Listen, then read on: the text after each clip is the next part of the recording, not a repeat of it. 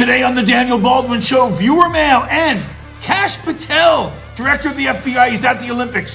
Why is that so interesting? Coming at you right now. Hey everybody, welcome to the Daniel Baldwin Show. Let's get right to it with viewer mail. And this is Connie Anderson of Athens, Georgia, has this to say. Hey DB, what's the story with the BAFTA awards show? Do you know anything about it?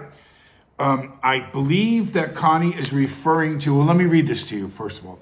At Sunday night's BAFTA Awards, John Davidson, the real-life inspiration for the celebrated British film I Swear, shouted the N-word at Michael B. Jordan and Delroy Lindo while the Sinners stars were presenting the award for Best Visual Effects. So this guy, John Davidson, has Tourette syndrome. Two African-American legendary actors come up to give an award, and this guy from the audience yells the N-word. Now, when I first heard the story, I didn't understand that this guy was had special needs. That he had this problem, this medical issue of Tourette syndrome. So I thought to myself, did he make it out of the building alive? Can you imagine he yells this terrible thing, and did they beat him to death? So now I delve into it a little deeper. A friend of mine and I were talking about it, and here's what I thought was most interesting.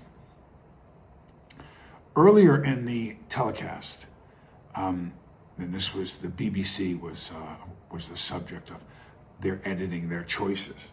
Someone yelled "Free Palestine," or yelled it several times, or whatever. And again, it does not matter how many times or anything else, but they yelled this out. And the BBC chose to edit out this interruption, but they didn't choose to edit out this kid, this guy, Davidson, screaming out the N-word.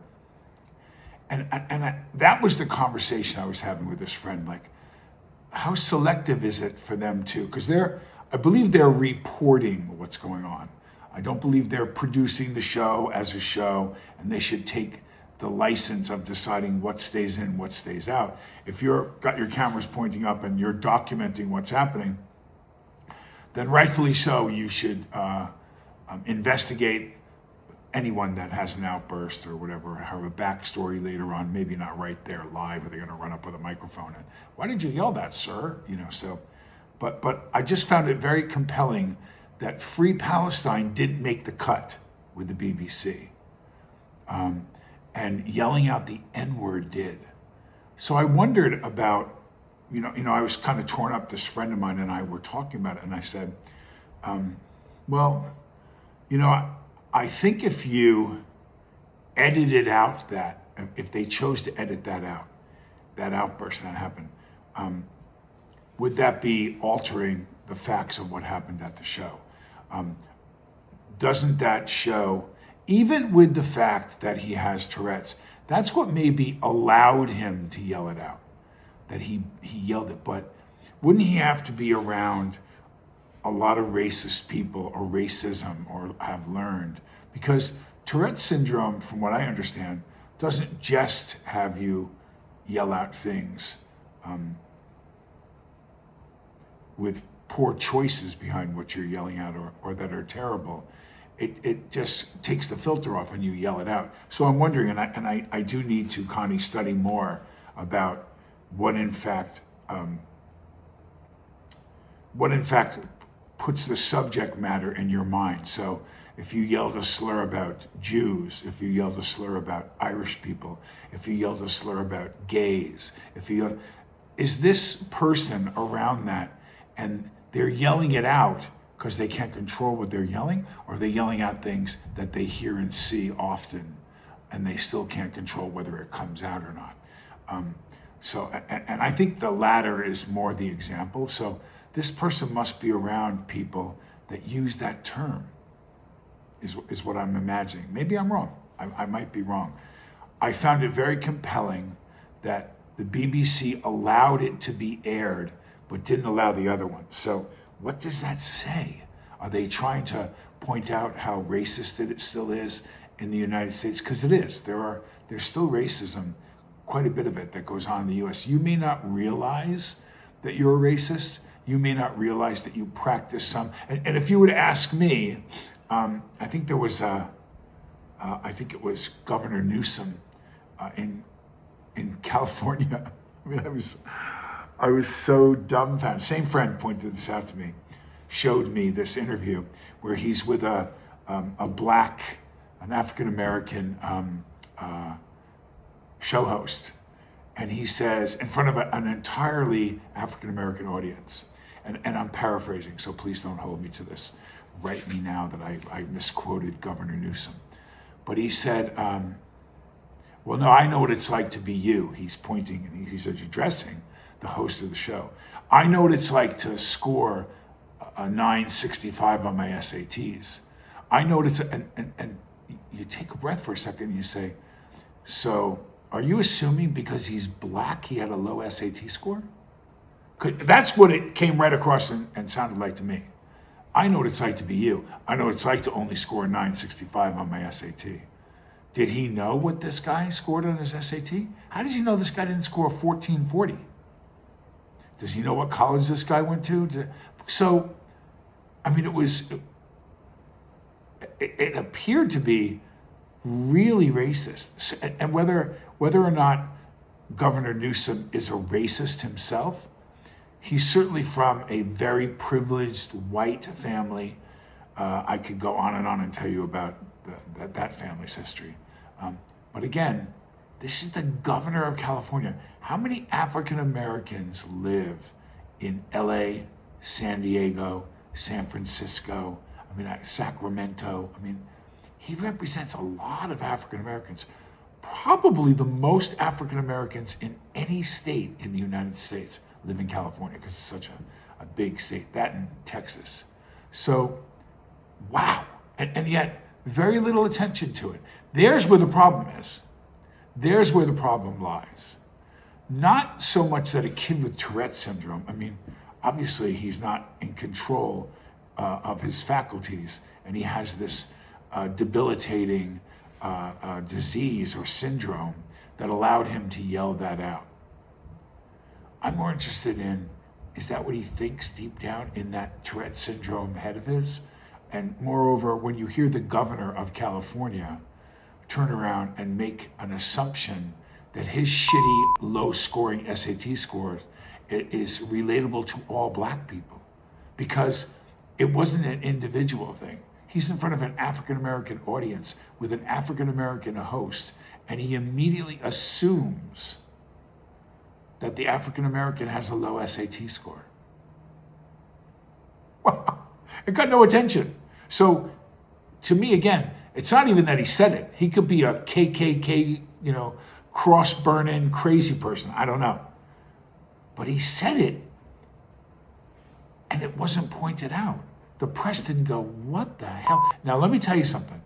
If Marco Rubio said it, if Trump, who's done a lot of stuff lately, they jump on it. This guy's on the ticket, one of the people in the front runners to either run for president for the Democrats.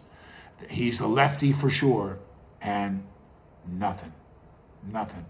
There's the racism in the country.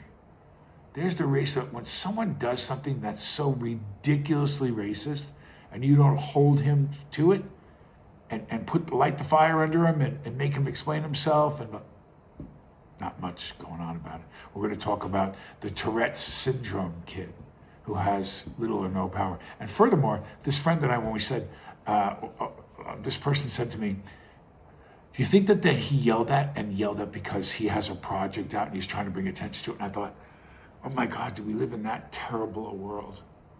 Do we live in that terrible a world that someone would do? And the answer is, of course we do.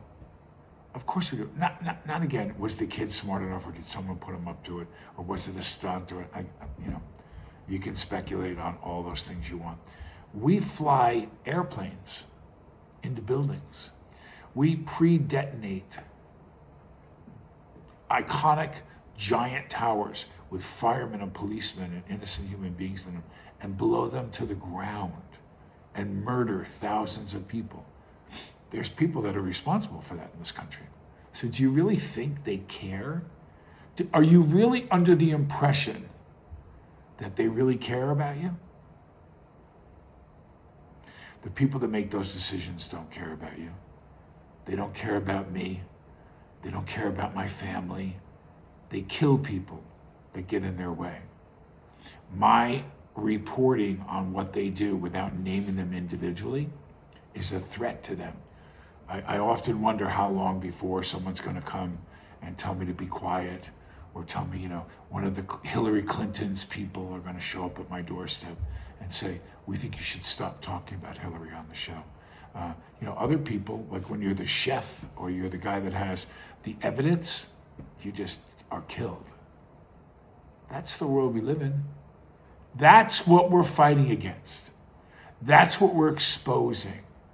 When you take away hundreds of billions of dollars from shifty, disgusting human beings that sit in Congress and heads of state in other countries that are milking us for billions, and you expose them, you're a threat. You're a threat. That's why they put kids on rooftops to shoot at presidents. That's why they find people outside the golf course with guns and so on and so forth. And that's why they'll probably attempt on his life again. They will, because you ain't seen nothing yet, Connie. Connie, you ain't seen nothing yet. It's coming. It's coming hard on iconic world leaders and different people that are involved. When the videos come, remember I said this, like I've said so many things. Remember I said this, Connie. When they start playing the videos and you start seeing some of your favorite actors, some of the world's most famous politicians, powerful human beings, and you see the shit they did on that island, they got all of it. Little by little, they're going to release it, and you're going to keep wanting to say things like, Trump was on that island, Trump's a pedophile, Trump should be impeached, He wasn't on that island. Joe Biden's name isn't mentioned. Great, I hope Joe wasn't on there. I hope for Joe's legacy, because there's going to be a lot of things people are going to say about Joe Biden, and they're not good. If one of them isn't that him and Jill Biden didn't go there and eat young children for breakfast, good. I'm glad they're not going to be able to say that about him. God bless them. I hope that doesn't come out. And I hope that they didn't do anything. I'm glad to hear that he didn't go. He was the fucking president of the United States. He was the president of the United States. He shouldn't have gone. But when we see what happened with Zelensky, and we see what's been going on around the world with money to their friends, but yeah, you're going to have to answer to that. There's starving kids in Africa that we sent that money to. Didn't make it. Didn't make it, Connie. So Connie, get ready. Thanks for your question. I appreciate it. And at this time, I want to ask you, if I can, and I feel like because I'm told to ask, I feel like I ask, and you can help this podcast. You can help by subscribing. You can help by sharing it. You can help by liking it. Asking your questions are great. This is a great question that they asked about BAFTA, and I spun it. I spun it into what mattered to me. I spun it into a why is the world like this? Why did the BBC decide to not air what really happened during the whole broadcast, but they decided to air the diversity and the oppositional thing between white and black? See, that triggers it in America. Let's keep all of the African Americans and white people at odds with each other. Let's continue to feed this fire. Now again, this was awful, this kid said this. This is awful that he said it. But they chose to air it. There's a reason why. The system is set up to try to keep us at each other. To try to keep us showing the differences between gay and straight, black and white, left and right. But the people that really run it way up here, the 9, 10 people in the world that run the whole fucking show, they want us beating on each other for the crumbs that fall off the end of the plate. Who's going to go, wow, how dare you? And 10 million is supposed to go to this, and they're stealing 9 million of it. And 1 million goes out to the homeless veterans or whatever. They keep keep that, so they can shoot some videos of people on long lines trying to get a meal on Thanksgiving. And politicians sit there and they take the drumstick and they put it on the plate and they smile and do the photo op with the homeless veteran who's, so sick and has so much PTSD and is missing a leg, and you give him a drumstick. Nice fucking going, boys. Thank you for the drumstick. I appreciate it. Thanks so much. Serve the homeless again this Thanksgiving. And I watch guys like, Clinton and Bush and Obama and, Biden, all of them, all chipping in, doing their thing at the homeless shelter. God. And then billions and billions of dollars are going out to their friends, or they're rigging elections, or they're doing, just awful shit, awful, terrible stuff. But they got that turkey leg out, man. They got that turkey leg out. 200,000 of the 20 million went towards the homeless guys. We're not sure really what happened to the other, 19,800,000, but we got some turkey legs out there. God bless you. So I need you to subscribe to the show. I need you to, so I can do things that make people answer. So I can do more compelling and have, a couple people working for the show and editing the show, which God bless, I have Hassan Dar, who's just an amazing, amazing editor and been such a friend to the show, who is not compensated. He just helps me out of India and does so many things for the show. I could never repay him for what he has done for me. But you know what? I could help Hassan with a couple other guys, and we could have videos and guests on the show. I need you to respond to my asking you to subscribe to the show. So fucking subscribe to the show. I have so many people that write comments about, are you subscribing to the show? So we can bury some of these fucking people. I want to bury some of them. I want to expose them. I want to ask them to come on the show and defend themselves. And if the show had enough heat, if you're Joe Rogan and you're pulling those numbers, people are afraid, because Rogan's going to get on the show and he's going to go, I asked, Joe Biden's people. I asked Jill Biden. I asked so-and-so. I asked so-and-so. I asked this person. I asked this leader. I asked this former president. Come on the show. Defend yourself, because I'm going to fucking bury you. I'm going to fucking bury you if you don't. And I will. We need the numbers to support ourselves to expose these people. Please subscribe to the show, pass the word on, build the show up, and we're gonna make some people. We're gonna put that light on them and expose them.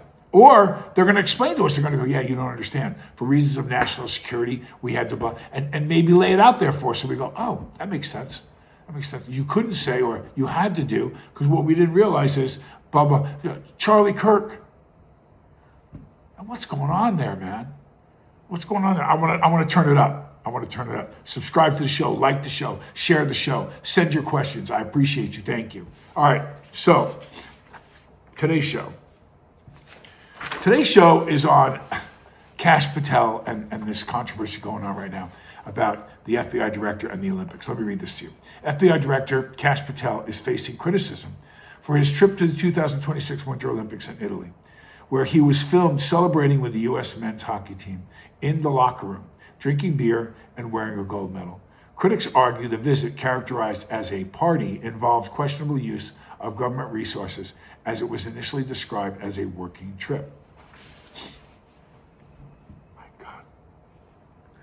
So I'm gonna play this tape forward. What would have happened if, with all the threats, and there were lots of threats, as there are every big event. The Super Bowl gets all kinds of tips and calls, and the U.S. Open, the this, that, the higher the visibility. And we're talking about the Olympics, not the Summer Olympics, which is probably higher visibility, but the Winter Olympics. Controversy already going on with the U.S. hockey team, male and female, both times beating Canada. I love Canada. I've lived in Canada. I've made a lot of movies in Canada. I have a lot of friends in Canada. And now, evidently, the Canadian men's coach has accused the U.S. of cheating and just all this shit. But anyway, Kash Patel is there, and the tape I want to play forward is, what if a bomb had gone off? What if a another Munich in '72? There were hostages. What if an athlete was killed on the slopes, a gunshot, whatever? I mean, so having the FBI director there answering questions, overlooking security, and doing whatever, I believe in my heart of hearts it was a smart move to have him there. Now, is it true that Kash Patel is a huge hockey fan? Yes, that's true. I love hockey. It's my favorite sport. I've been following it for years. I love it. So he goes to the gold medal round, the biggest game. We haven't won since 1980, the Miracle in Lake Placid, and watches the game. And our boys win. So a high profile American dignitary, servant, director of the FBI, goes into the locker room and is jumping up and down, going crazy like a little kid because our team won. Where's the gold medal, drinking a beer? I would have done the same thing. I probably wouldn't have drank the beer. I'm sober. But if I was there and they told me I could come in the locker room, I mean, that's an experience you're never going to forget. And I'm an American fan. I'm not a huge hockey guy, but I'm an American fan. To be with those boys that won that medal, I mean, listen, if you want to talk about, you just got to find some kind of shit to complain about. You just got to find some reason to put this guy down, to criticize him, to criticize the administration that's in right now. I mean, how about, wow, we won the gold medal, women and men. What an amazing day. What an amazing week for the United States Winter Olympics, for U.S. hockey. No, Kash Patel was spending your dollars. I'm so sick of it. If Trump found, or Kash Patel found, or some high-ranking Republican politician found the cure for cancer, there would be people bitching about who's making the money, and this comes from a group that has stolen trillions, not M, not B, but trillions of dollars of American taxpayers' money over the years. They could give a fuck about your health. They could care because they've taken everything and made them petroleum-based and changed the way we fight diseases and make you get a shot that could kill you, all for the sake of them making money. Same fucking people. But they're pissed off that Kash Patel went into the locker room and drank some beers and hung a medal around his neck and was proud of his boys and happy about the success of the United States male and female hockey teams. What should you really learn? And I'm not going to do a super long show today. What should you really learn from this? Please, please, please pay attention to what I'm about to say. You have to continue. Barack Obama said, if you throw enough mud on it, if you throw enough dissent on it, if you throw enough doubt at it, and you spark that conversation and people start talking, and then it builds up, and people start going, and you can actually change their minds. You can, like a piece of clay and you're sculpting, you can make people believe. You can inform them in such a way that you find yourself smart people going, they said this guy was a crook. They said this guy did this. They said that. They got nothing else to say. Think about it. We're all over the globe shutting down systems, wars, potential wars in Venezuela, narco-terrorists in Mexico. The Middle East, Iran is enriching uranium and gearing up, and we've got boats going in different places and situated all around the world, and tariffs and this, that, all this stuff. And what you have to bitch about is that the director of the FBI went to a hockey game, had a beer, and celebrated with our boys. That's the best you got. That's what you're worried about. If The FBI got billed for the tickets.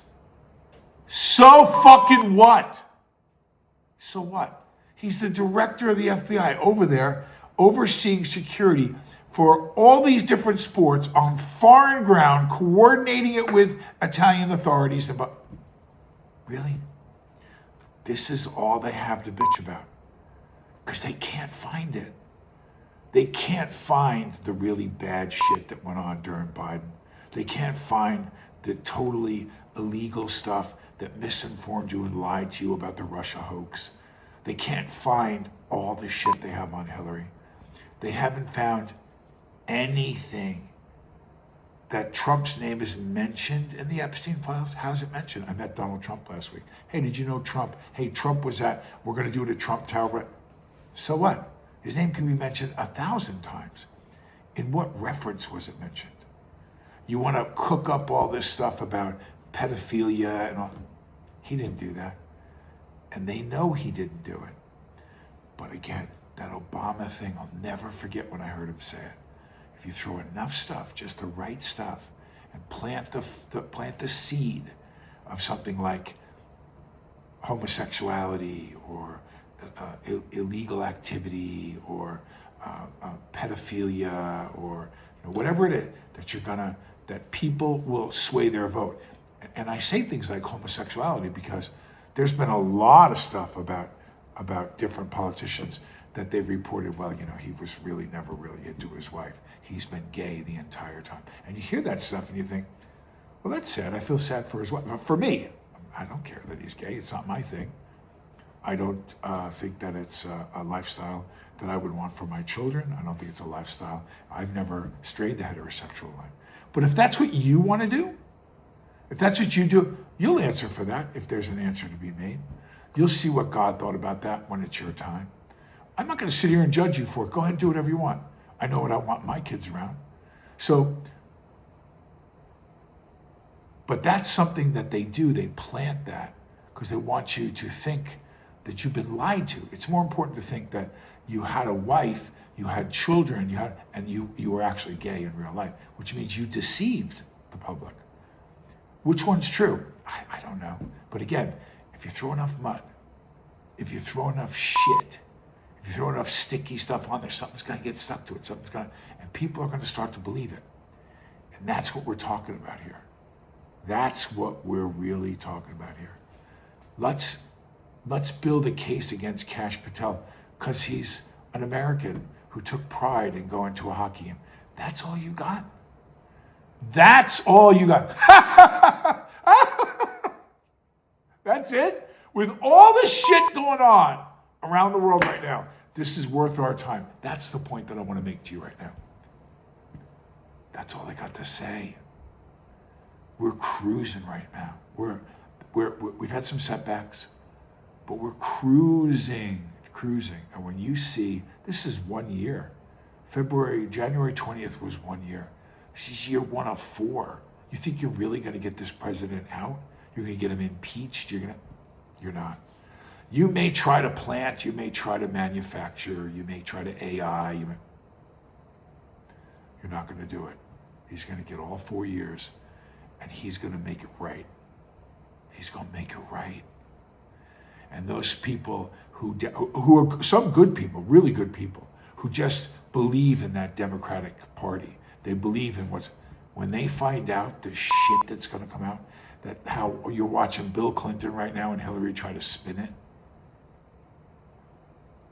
They got the goods now. They got the goods.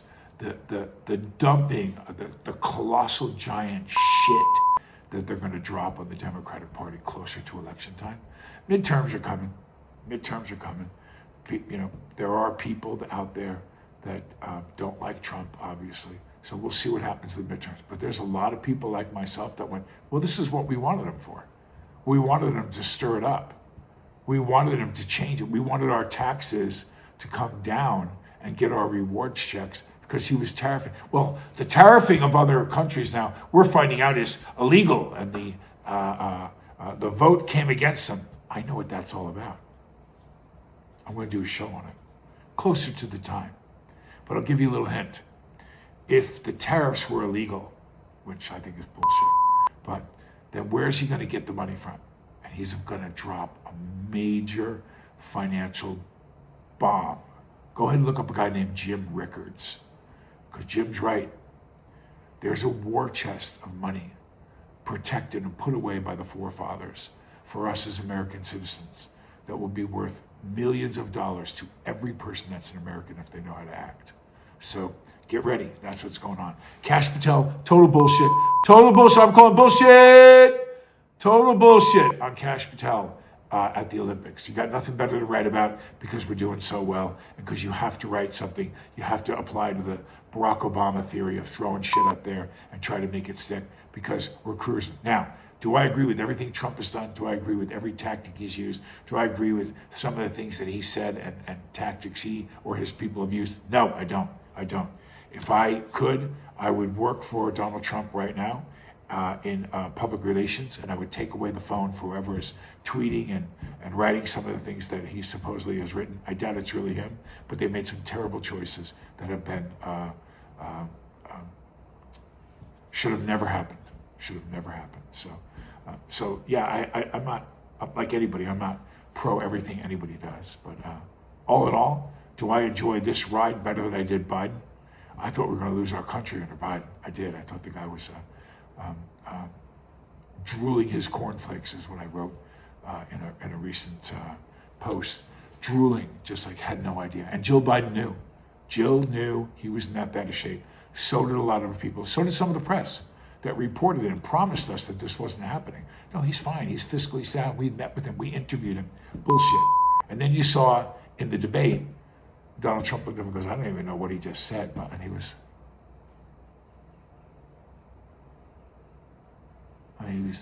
fucking gone. It's the president. And there's people behind him going, yeah, just put him over there. Give him a little shot. Get ready. We got to go on camera. He's got to walk out to the helicopter. And they hit him in the ass with some B12 or whatever they gave him to get him erect and moving. Yeah, he was gone. Gone. For years, he was that bad. They could prop him up, but no. And then, of course, now, as I predicted, before the 4 years of Trump were up, probably within 2, I said, Joe Biden will die. Joe Biden will pass. There'll be some awful disease, and they announce he has cancer and he's fighting about it, which is terrible if it's true. But I just don't even know what's true anymore. I don't. But it's funny how I predicted it, didn't I?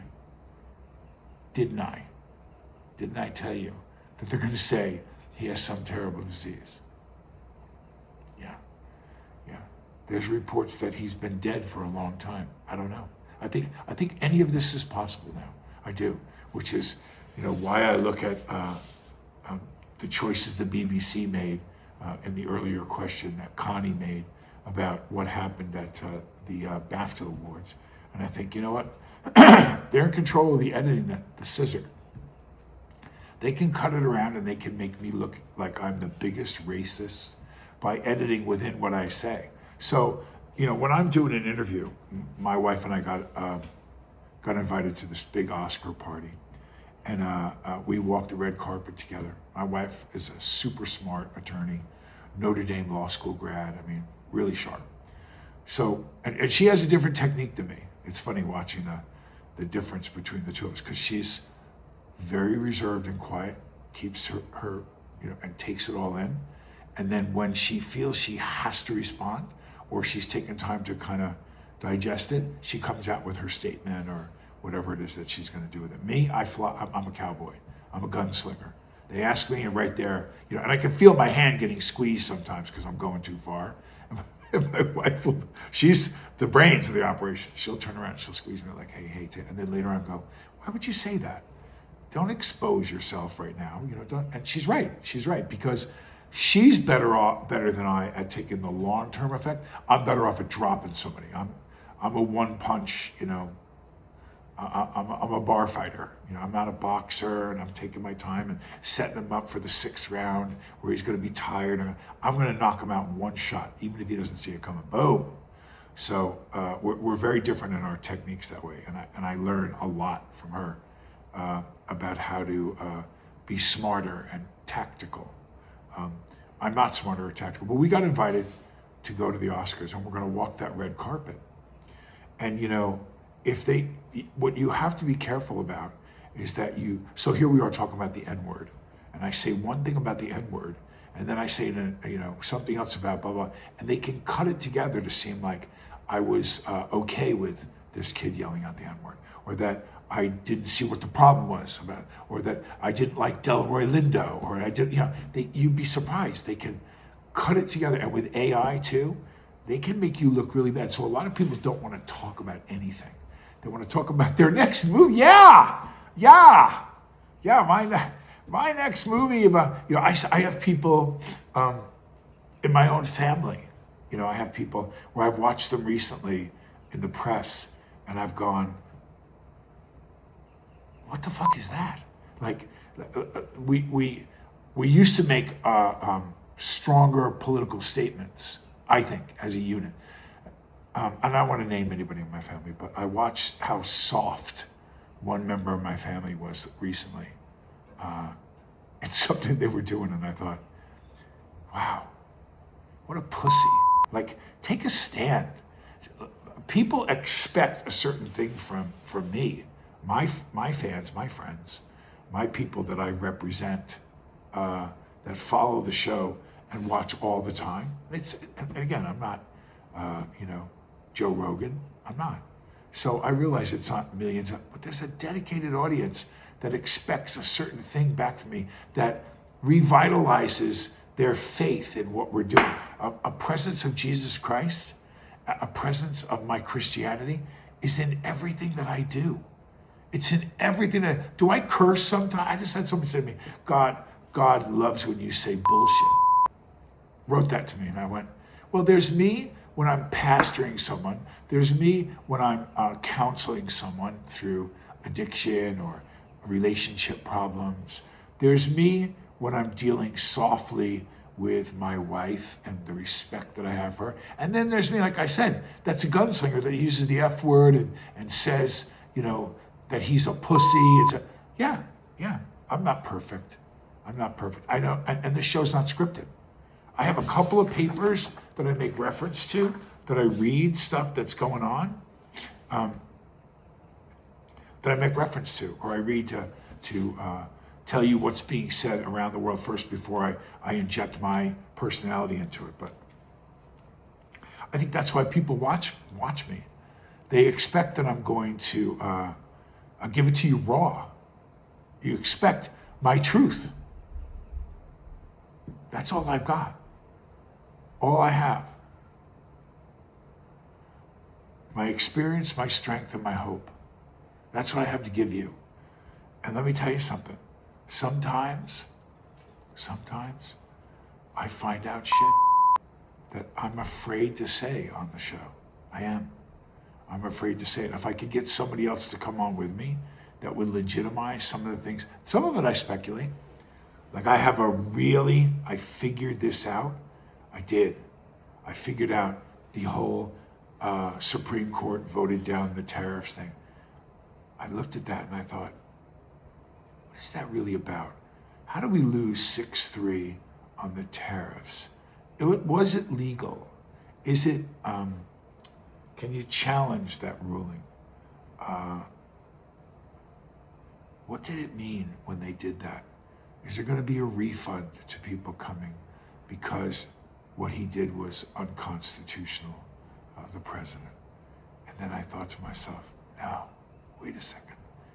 Why would the Supreme Court go against the president? I mean, one of the big controversies is that he has enough votes from the Supreme Court to get a lot of things done now because he placed a number of those people in there. So when someone goes against the president that he was responsible for putting into the Supreme Court, you got to wonder what that's all about.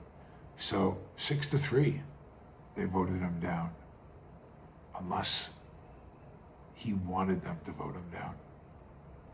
Unless the president wanted to lose 6-3 because he has something he's going to do as a reaction to losing the tariffs. Does he have something in his presidential powers that he's going to introduce that could be controversial, that will be a reaction to this loss? Did he really want it to happen? I think I know what it is.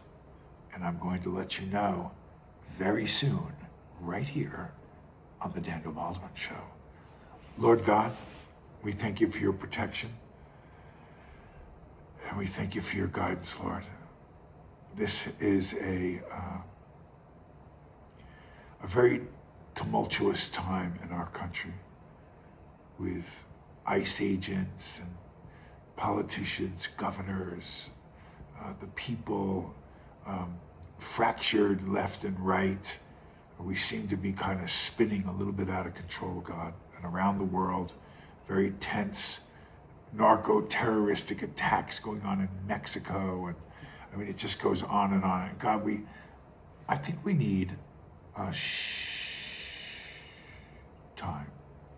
We need a quiet month.